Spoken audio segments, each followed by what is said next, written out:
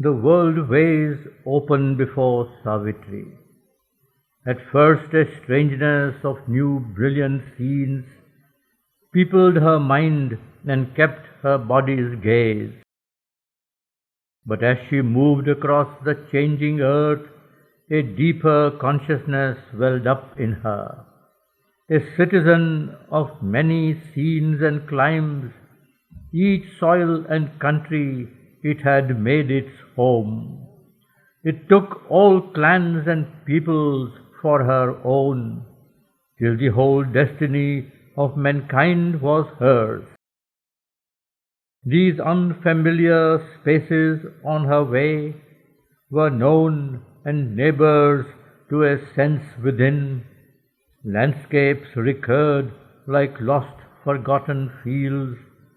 Cities and rivers and plains her vision claimed like slow recurring memories in front. The stars at night were her past's brilliant friends. The winds murmured to her of ancient things, and she met nameless comrades loved by her once. All was a part of old forgotten selves. Vaguely or with a flash of sudden hints, her acts recalled a line of bygone power. Even her motion's purpose was not new. Traveller to a prefigured high event, she seemed to her remembering witness soul to trace again a journey often made. A guidance turned the numb revolving wheels, and in the eager body of their speed, the dim masked, hooded Crawdads rode who move, assigned to man immutably from his birth, receivers of the inner and outer law, at once the agents of his spirit's will and witnesses and executors of his fate. Inexorably faithful to their task, they hold his nature's sequence in their guard, carrying the unbroken thread old lives have spun.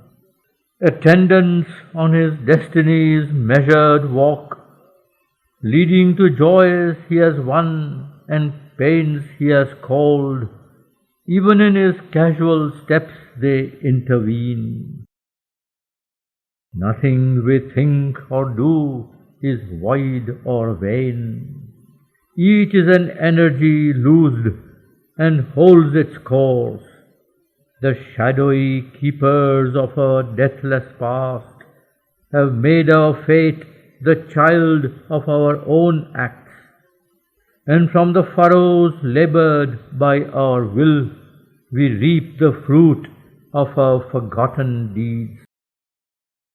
But since unseen the tree that bore this fruit, and we live in a present born from an unknown past, they seem but parts of a mechanic force to a mechanic mind tied by earth's laws.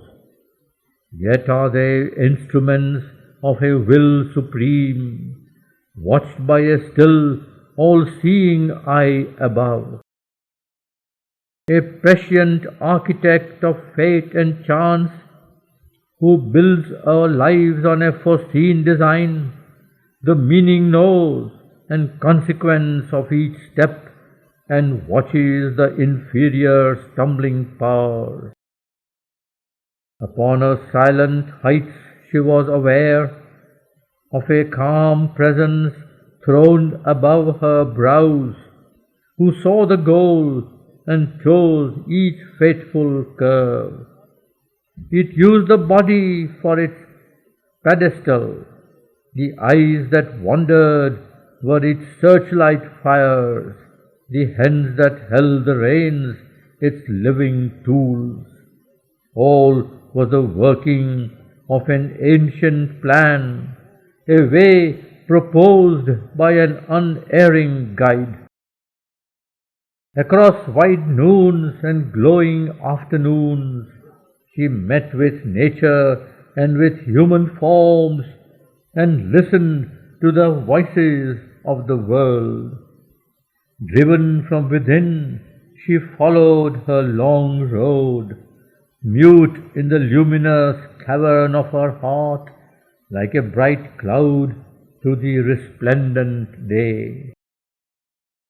At first her path ran far through peopled tracts, admitted to the lion eye of states and theatres of the loud act of man, her carven chariot with its fretted wheels threaded through clamorous marts and sentinel towers, past figured gates and high dream-sculptured fronts and gardens hung in the sapphire of the skies, pillared assembly halls with armored guards, small fanes where one calm image watched man's life, and temples hewn as if by exiled gods to imitate their lost eternity.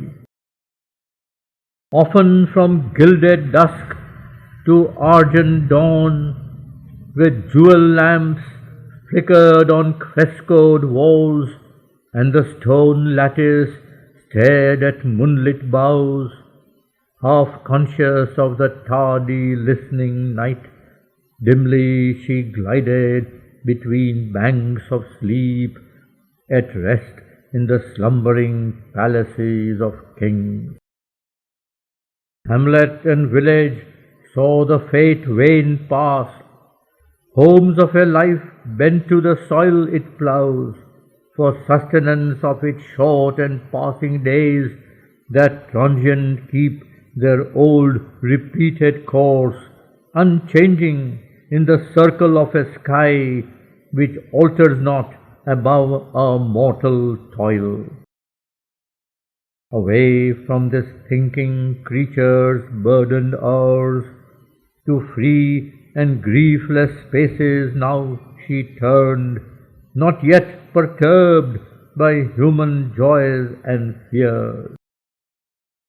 Here was the childhood of primeval earth, here timeless musings large and glad and still, men had forborne as yet to fill with cares imperial acres of the eternal sower, and wind-stirred grasslands winking in the sun, or mid green musing of woods and rough-browed hills, in the grove's murmurous bee air humming wild, or past the long lapsing voice of silver floods, like a swift hope journeying among its dreams, hastened the chariot of the golden bride. Out of the world's immense, unhuman past, tracked memories and ageless remnants came, domains of light and feof to antique calm, listened to the unaccustomed sound of hooves and large immune and tangled silences absorbed her into emerald secrecy and slow hushed wizard nets of fiery bloom, environed with their colored snare her wheels. The strong importunate feet of time fell soft along these lonely ways, his tightened pace forgotten and his stark and ruinous round.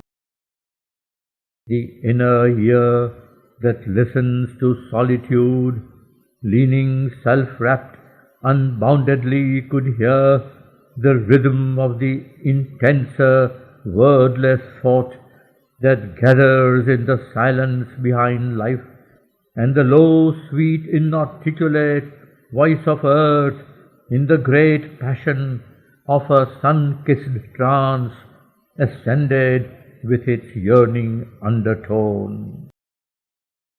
Afar, from the brute noise of clamorous needs, the quieted, all-seeking mind could feel at rest from its blind outwardness of will the unwearied clasp of her mute, patient love, and know for a soul the mother of her forms.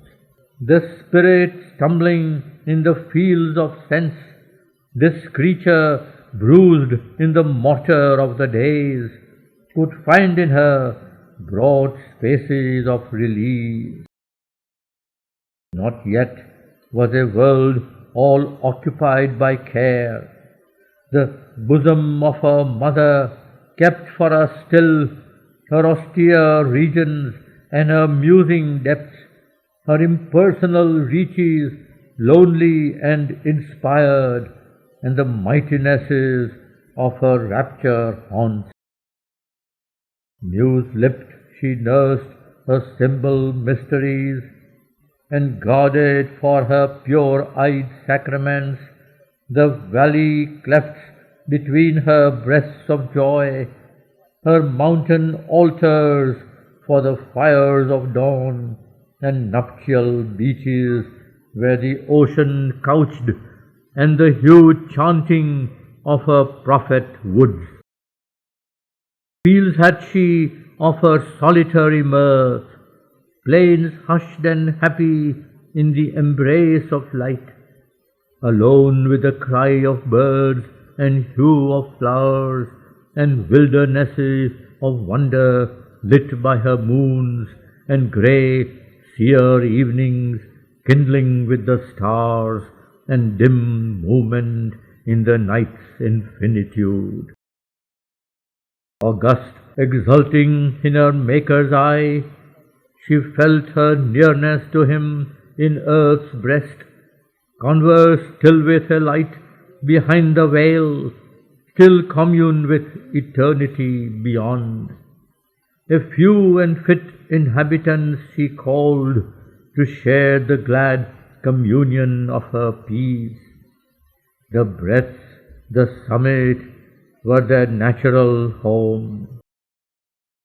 The strong king sages, from their labor done, freed from the warrior tension of their task, came to her serene sessions in these wilds.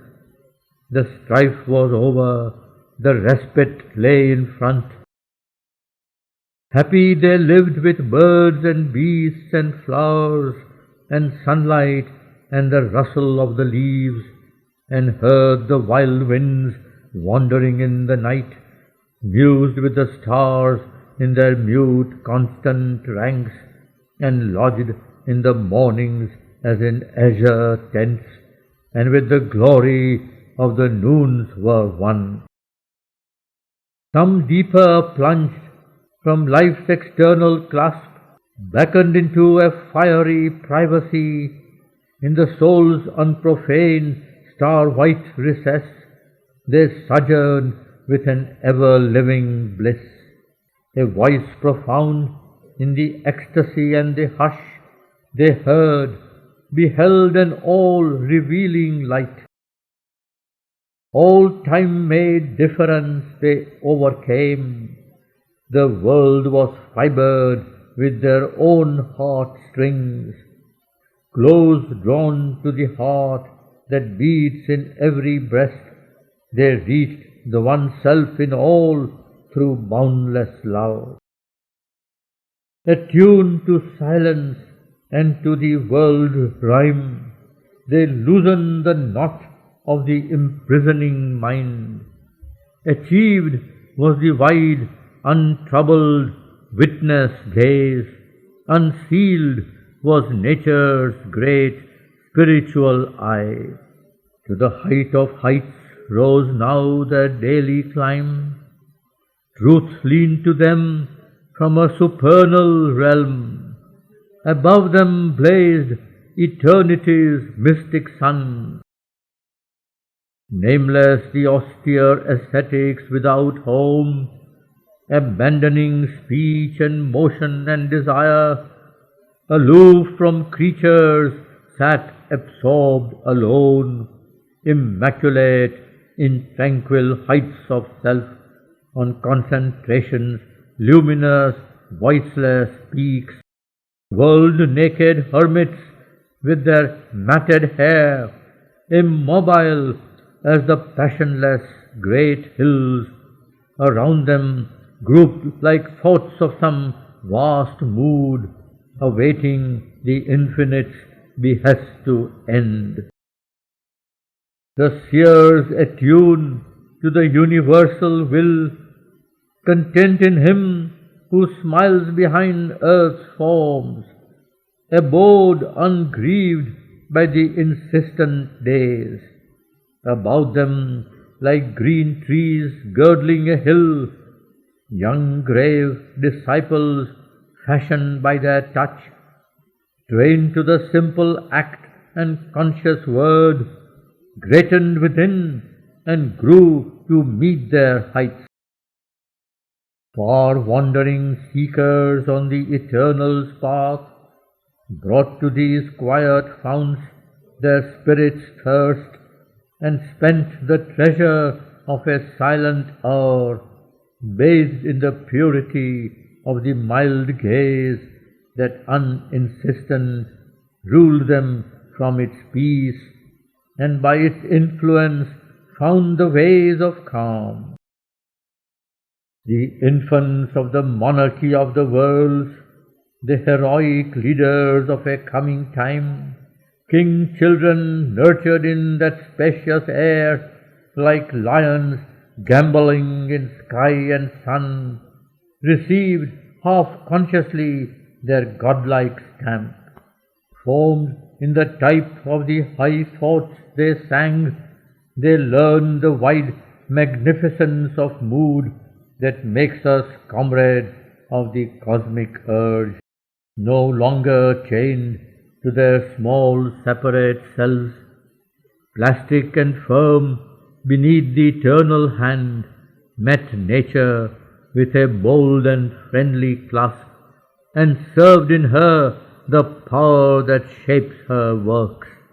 One souled to all and free from narrowing bonds, large like a continent of warm sunshine, in wide equality's impartial joy, these sages breathed for God's delight in things. Assisting the slow entries of the gods, sowing in young minds immortal thoughts they lived, taught the great truth to which man's race must rise, or open the gates of freedom to a few. Imparting to our struggling world the light, they breathe like spirits from time's dull yoke released, comrades and vessels of the cosmic force, using a natural mastery like the sun's. Their speech, their silence was a help to earth. A magic happiness flowed from their touch. Oneness was sovereign in that sylvan peace. The wild beast joined in friendship with its prey, persuading the hatred and the strife to cease. The love that flows from the one mother's breast healed with their hearts the hard and wounded world.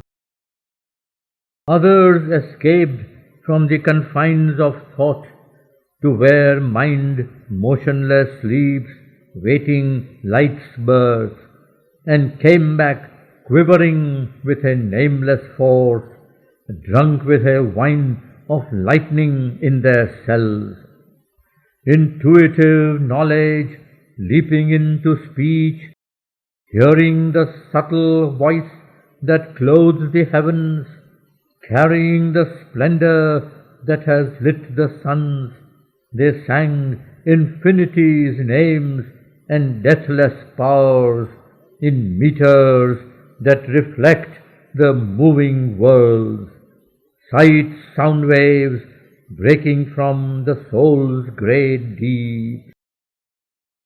Some lost to the person and his strip of thought in a motionless ocean of impersonal power, sat mighty vision with the infinite's light, or comrades of the everlasting will, surveyed the plan of past and future time. Some winged like birds out of the cosmic sea and vanished into a bright and featureless vast.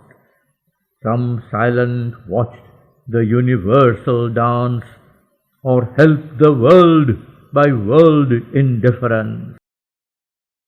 Some watched no more, merged in a lonely self, absorbed in the trance from which no soul returns, all the occult world lines forever closed, the chains of birth and person cast away. Some uncompanioned reached the ineffable. As floats a sunbeam through a shady place, the golden virgin in her carven car came gliding among meditation's seats. Often in twilight, mid returning troops of cattle thickening with their dust the shades, when the loud day had slipped below the verge, arriving in a peaceful hermit grove, she rested, drawing round her like a cloak its spirit of patient muse and potent prayer. Or near to a lion river's tawny mane, and trees that worshipped on a praying shore, a domed and templed air's serene repose, beckoned to her hurrying wheels to stay their speed. In the solemnity of a space that seemed a mind remembering ancient silences, where to the heart great bygone voices called, and the large liberty of brooding seers had left the long impress of their soul seen. Awake in candid dawn or darkness moon, to the still touch inclined the daughter of flame, drank in hushed splendor between tranquil lids, and felt the kinship of eternal calm.